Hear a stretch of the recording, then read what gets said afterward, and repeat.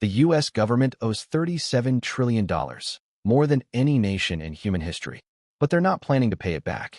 Instead, they're planning to erase it through devaluation by strategically stripping purchasing power from everyone holding dollars. And the mechanism they're using is cryptocurrency and gold. The U.S. government is executing the most sophisticated debt elimination strategy in history. They're building a parallel financial system, accumulating strategic reserves of Bitcoin and gold, preparing to revalue these assets at multiples of their current price, and using that revaluation to technically balance a debt that's mathematically impossible to repay.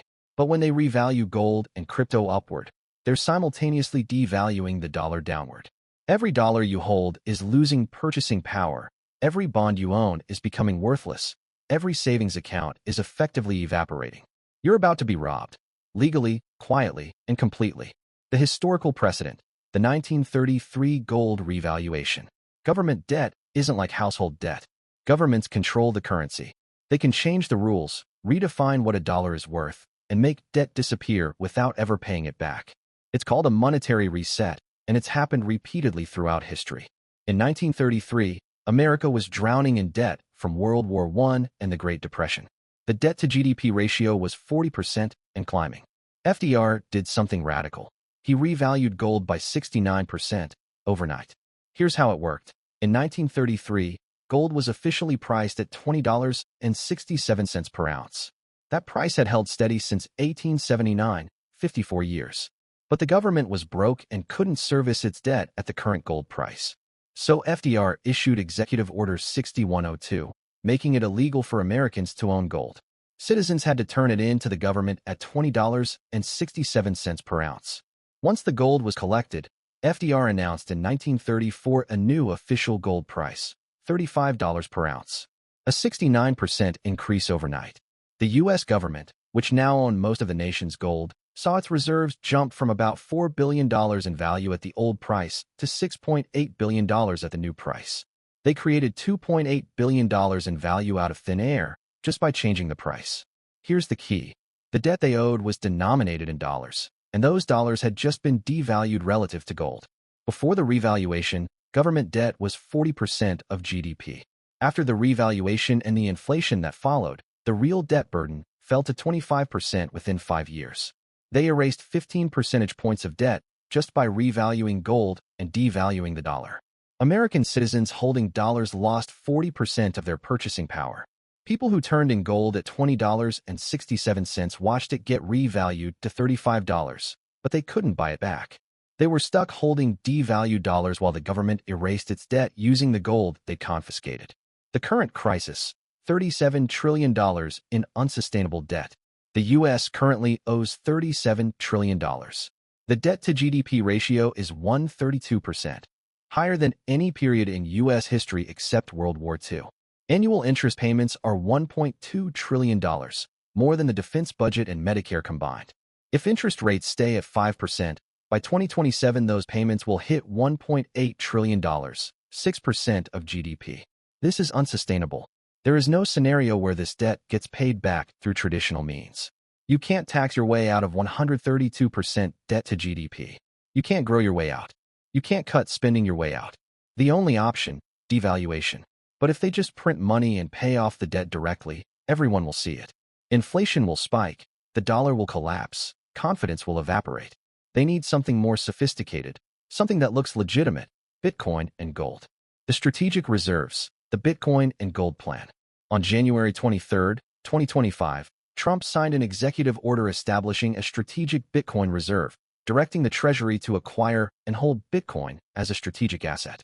The official story is that it positions America as a leader in digital assets, ensuring we don't fall behind China. What's the real reason?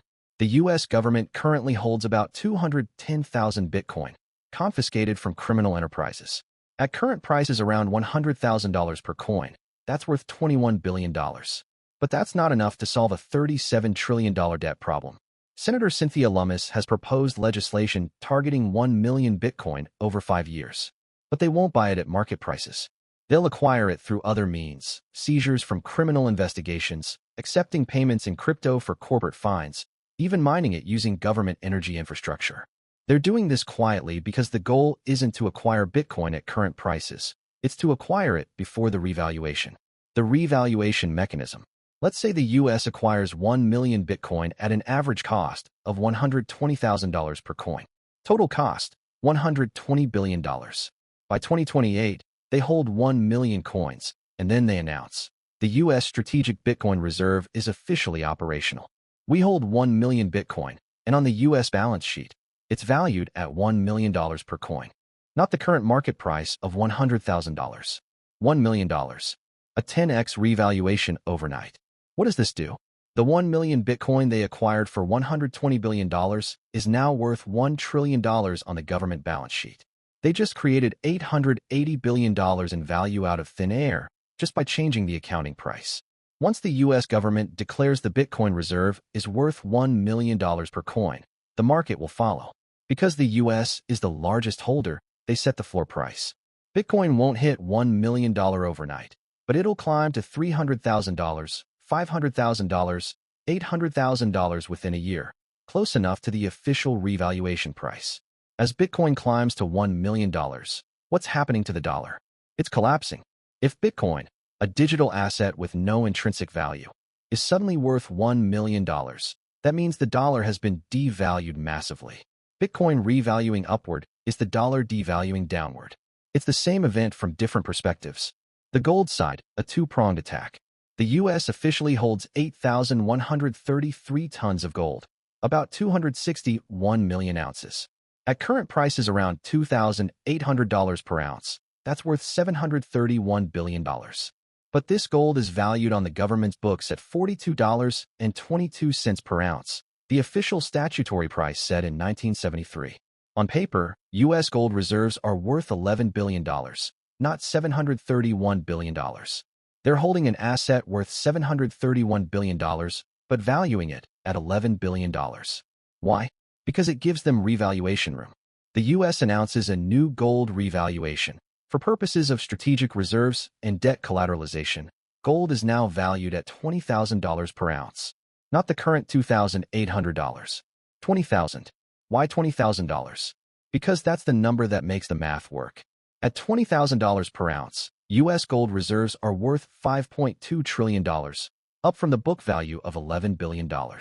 They just created $5.2 trillion in balance sheet value out of thin air, simply by revaluing an asset they already owned. Combined Bitcoin, 1 million coins times $1 million equals $1 trillion. 261 million ounces times $20,000 equals $5.2 trillion.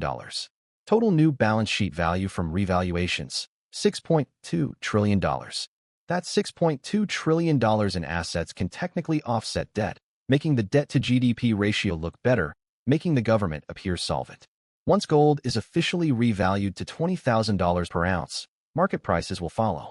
Over a few years, gold climbs to $5,000, $8,000, $12,000. When gold hits $20,000 and Bitcoin hits $1 million, the dollar has lost 85% of its value against gold and 90% against Bitcoin. The average American doesn't think in gold or Bitcoin. They think in groceries and rent. But those prices are about to explode. When the dollar loses 85 to 90% of its value against hard assets, it'll lose 50 to 70% against everything else: food, energy, housing, everything. Real-world impact. You have $100,000 in savings today. The government revalues gold to $20,000, Bitcoin to $1 million. Over the next 3 years, inflation runs at 20% annually. Food prices double. Gas prices double. Rent goes up 60%. Your $100,000 in savings now buys what $35,000 would have bought 3 years ago. You've lost 65% of your purchasing power. But government debt is still nominally $37 trillion. In real, inflation-adjusted terms, it's now worth $13 trillion. They erased $24 trillion in debt burden, not by paying it back, but by devaluing the currency the debt is denominated in. They stole $24 trillion from creditors, savers, and dollar holders, and gave it to themselves in the form of reduced debt burden. The timeline. 2025, accumulation phase. The U.S. quietly acquires Bitcoin, gold narrative builds. 2026, crisis phase. Debt ceiling battles intensify, bond market stress. Government needs justification for extraordinary measures. 2027 Revaluation Phase. Announcement of Strategic Bitcoin Reserve, 1 million coins valued at $1 million each. Announcement of partial gold backing, gold revalued to $20,000 per ounce. The following 12 to 18 months, Bitcoin rises from $100,000 to $1 million. Gold rises from $2,800 to $20,000. The dollar loses 70% of its purchasing power. Inflation explodes to 30 to 50% annually. Food prices triple. Energy quadruples. The economy enters stagflation. Unemployment rises to 8 to 10%. The middle class is destroyed. But the debt is erased. The nominal $37 trillion is worth $12 trillion in real terms. Mission accomplished. Winners and losers. Winners. The U.S. government erases $25 trillion in real debt. Early Bitcoin and gold holders. The wealthy, who own assets. Losers. The middle class holding dollar savings. Retirees on fixed income. Bondholders lose 70%. Pensions collapse. Wages can't keep up with inflation. Renters priced out by rent increases. Small businesses fail. The American dream dies. What you must do. First, exit dollar-denominated assets. Bonds are death. Cash is death. Minimize cash holdings. Keep only 3 months of expenses. Second, move into hard assets. Physical gold, not ETFs. Hold coins, bars. Bitcoin, if you understand the technology and can hold it securely. Real estate with productive use. Farmland, rental properties. Commodities, energy, agriculture, industrial metals. Third, get out of debt. Pay off high-interest debt. If you have a 3 to 4% fixed-rate mortgage, you can keep it, but variable rates or high fixed rates need to go. Fourth, diversify internationally. Foreign bank accounts, Swiss francs, Singapore dollars. Foreign real estate. Foreign stocks. Don't be 100% exposed to the dollar. Fifth, build skills and relationships. When currencies collapse, what matters is what you can do, what you can produce, who you know. Trade skills, medical skills, agricultural knowledge. A network of people with resources. Action plan. Week 1. Buy physical gold, 10 to 20% of net worth. Week 2. Buy Bitcoin, 5 to 15% of net worth. Week 3. Sell all long-term government bonds. Week 4. Reduce cash to 3 months' expenses. Month 2. International diversification. Month 3. Build skills and community. This isn't doomsday prophecy. This is policy. The 132% debt to GDP is a fact. The $1.2 trillion in annual interest is a fact. The impossibility of paying it through taxes or cuts is mathematical reality. Devaluation as the only option is historical precedent. Every government in this situation has chosen devaluation. Central banks around the world are preparing. They bought over 2,000 tons of gold in 2022 to 2023, the most since 1950. China is accumulating Bitcoin. Russia is hoarding gold. The BRICS nations are creating alternative payment systems. These governments are all preparing for the same thing: dollar collapse and monetary reset. The 2027 reset is coming. The U.S. government is going to erase $37 trillion in debt using Bitcoin and gold, and they're going to do it with your purchasing power. Position yourself now, while there's still time. The choice is yours.